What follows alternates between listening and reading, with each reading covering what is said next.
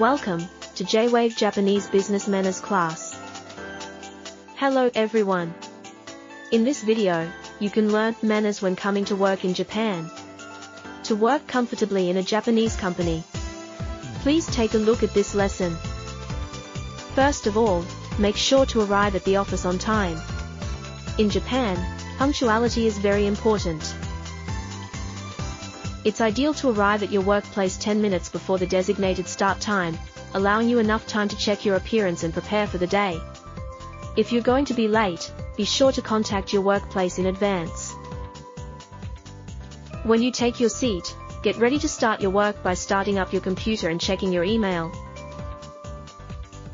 Some workplaces have morning meetings, so don't forget to attend. How was it? The Japanese workplace has a unique culture. It may be difficult to get used to at first, but try to enjoy your new work environment. We look forward to seeing you in the next lesson. Thank you for watching. Please subscribe our video.